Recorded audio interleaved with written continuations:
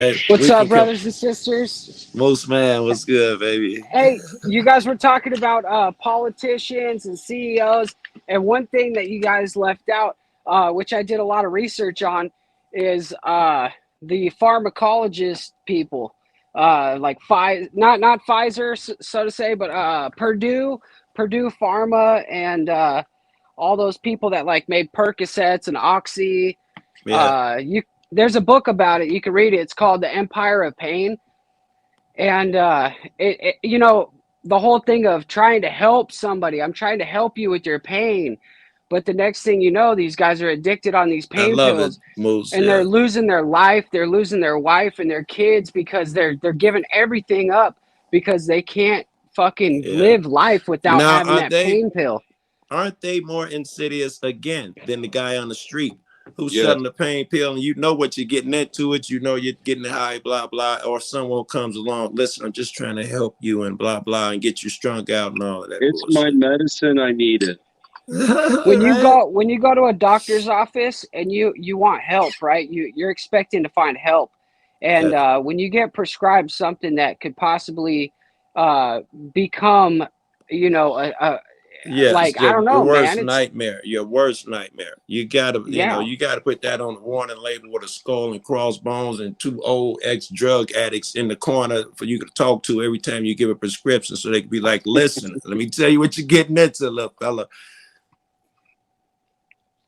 And that yeah. is I one didn't mean thing to about derail street. your show, Jack. I just No, wanted to you're add right No, on to it with point. that. You're on it's a point. good point though. One thing about street drugs, like the illegal, even though I think everything should be legalized, the Yeah. illegality of it does let you know that the Yes. decision you're making is a bad one because you're in sketchy spots with sketchy people doing sketchy shit. At no You're point right. along the way You do you know think that you're way. doing the right thing. Yes. I Yes. bought some weed from some places where, like, I walked in, right, and you're just feeling it. You can feel the energy, like, this white boy shouldn't be here, right? Right. And I'm just like, well, I want to smoke a joint, right? So I'll go in there and I'll feel uncomfortable for a little while, and I'll go through all the steps that, back in the Yes. day when you had to buy that street weed. And man, I tell you, man, there's some situations where I thought I was gonna get robbed, And if you you know? do, I don't know, in some ways, man, I got to take that into consideration in court. If someone be like, Joe, he knew where he was at, what he was doing, he was with them Bloods, he from out south, and all of that shit, I'd have to weigh that into my decision. Yeah, that nigga knew he was in land with the ops.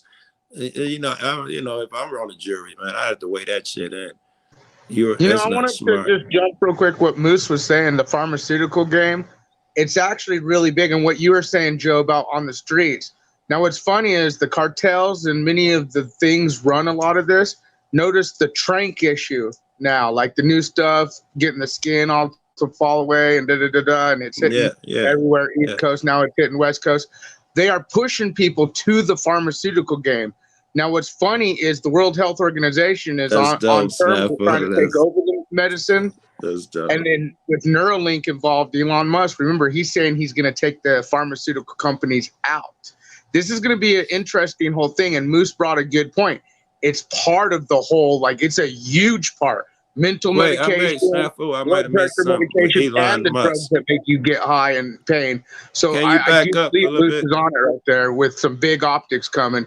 And yeah, don't Elon ever forget about the pharmaceutical game. Elon Musk says he's going to take out the pharmaceutical people. I missed that. With And how is he going to do it? Neuralink, yeah. He Really? It's absolutely going has to said it on bypass? He record think many it's going to times. bypass the whole pharmaceutical industry? That's heavy. That's a heavy Well, I statement. mean, and that's huge. Yeah, and you know what? He's with Neuralink and the things that they're claiming. Damn.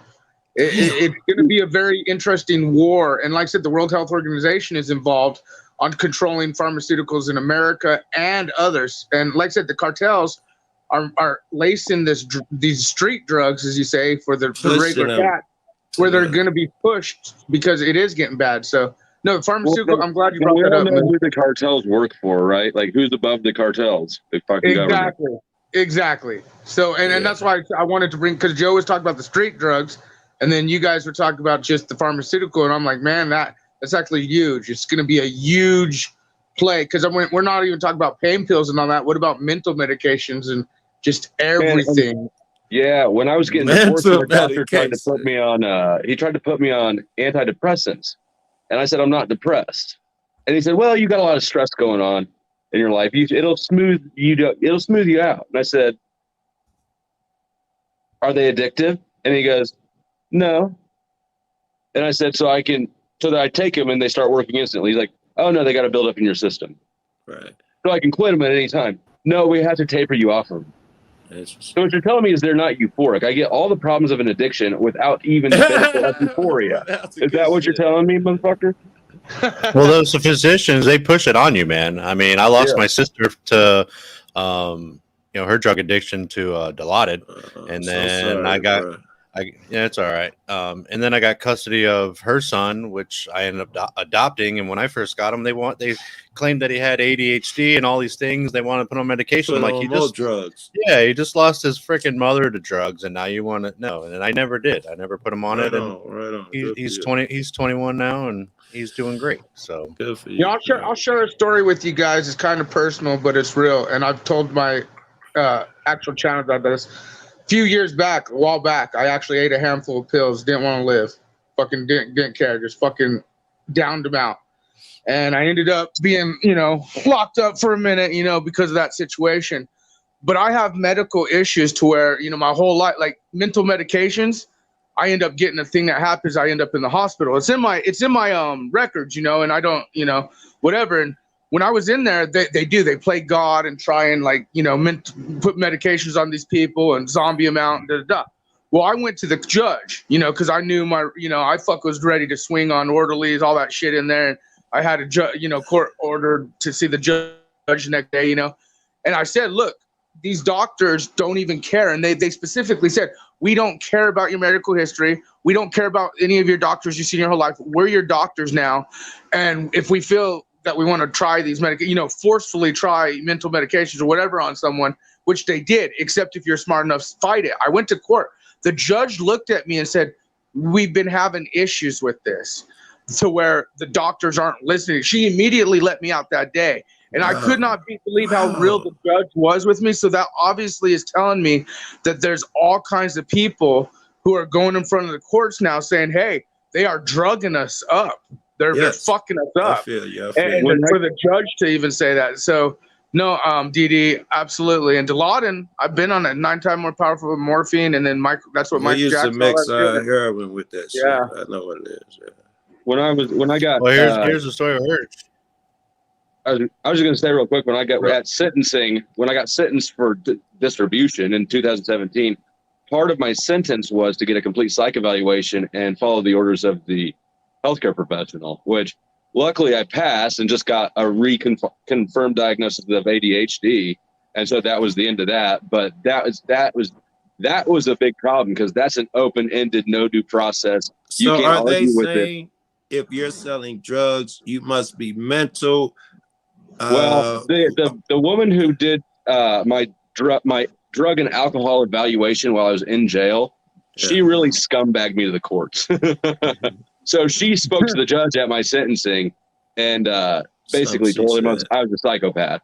And so he ordered a complete psych evaluation. All right.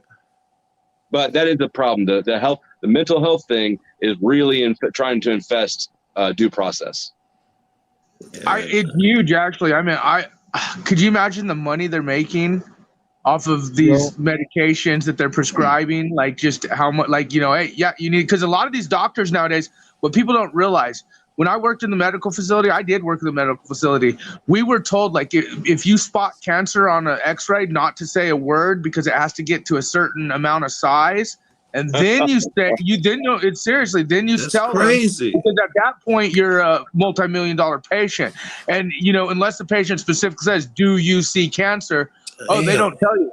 But what I also learned with these medical, when I worked in the medical facilities, is a lot of these pharmaceutical companies will come in there and say, hey, we got this drug for anxiety. Hey, we have this drug for blood pressure. Hey, it's new, it's testing, but hey. So when these doctors see these patients, because the office has contracts with these pharmaceutical companies, they don't even look at the medicines that could or should be available that could work. They're just trying these new products on the shelf sent by these pharmaceutical reps, and really the people are the mice. Yeah, Like it truly is a very deep, dirty game. You gave me a good idea. I've been in it for years, man. I worked about 3 years with the Alzheimer's patients, and about a few more years in ER, just doing here and there. But I'm telling you, it's dirty Think about game. the people we were talking about earlier in the psych wards and under the authority of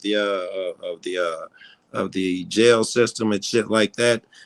Now these doctors will feel more emboldened because these guys don't get a say so. The psych patients, the jailhouse people, they don't get a say so like the free citizen. So they would be more encouraged to try even more riskier shit with them.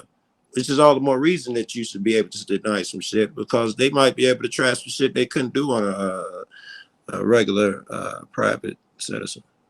I wanted to ask Steve a question. When you guys had issues with your family, them pushing, did you guys, as personalized family or just individuals, did you guys let them know, the people who are prescribing, the people who are handling everything? Like, would you guys let them know your thoughts, or did you just let the process take place? Oh, fuck no. When I was there, that's what pissed me off is when they first put him in my custody, he was only about 4. We went there because they made the appointment, so I had to go. All right, I'll take him. They never even talked to him or seen him. They literally put him in a room with a room full of toys, and then brought me in and started spitting all this stuff that this is what's wrong with him. This is what he needs. This and that. And I'm like, well, you haven't even talked to him.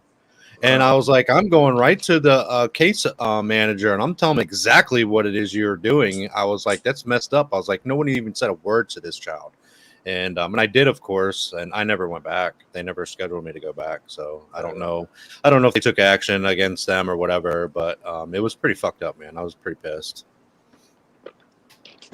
Yeah, and just imagine how many people just go hook, line, and sinker and say, yeah, and it's amazing. It's like, I'm telling you guys right now, placebo versus non-placebo, like there's a lot of testing going on in the pharma. And so Moose, I'm glad you brought that up because it's a huge part of the whole play of what we're witnessing. Jack, it's not even wars and stuff. It's within our own system, like infrastructure type stuff, and that could be changed too, man.